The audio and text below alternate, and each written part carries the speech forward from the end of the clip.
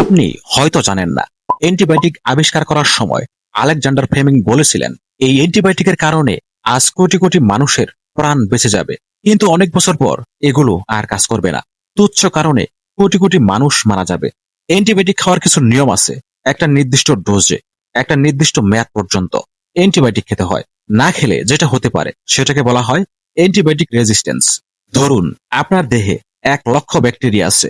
এগুলোকে মারার জন্য আপনার 10টা এমপিসিলিন খাওয়া দরকার। এমপিসিলিন এক প্রকার অ্যান্টিবায়োটিক। আপনি খেলেন 7টা, ব্যাকটেরিয়া মূল্য 70,000 এবং আপনি সুস্থ হয়ে গেলেন। 30,000 ব্যাকটেরিয়া কিন্তু রয়েই গেল।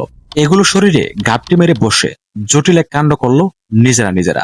তারা ভাবলো, যেহেতু এমপিসিলিন দিয়ে আমাদের 70,000 ভাইকে হত্যা করা হয়েছে, আমাদেরকে এমপিসিলিন প্রুফ জ্যাকেট পরতে হবে। এবার প্ল্যান করে থেমে থাকে না এরা, বরং সত্যি সত্যি জ্যাকেট তৈরি করে ফেলে এই ব্যাকটেরিয়াগুলো। এরা বাচ্চা কাচ্চা পয়দা করে, একই সময়ে বাচ্চাদেরকেও সেই জ্যাকেট পরিয়ে দেয়।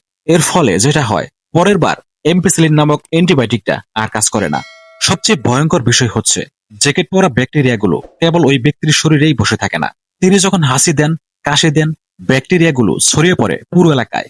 এক সময় পুরো এলাকায় আর ওই অ্যান্টিবায়োটিকই কাজ করে না। যারা খুব নিয়ম করে ওষুধ খান তারাও বিপদে পড়ে যান সবার সাথে। আমরা খুব ভয়ঙ্কর একটা সময়ের দিকে এগিয়ে যাচ্ছি দ্রুত।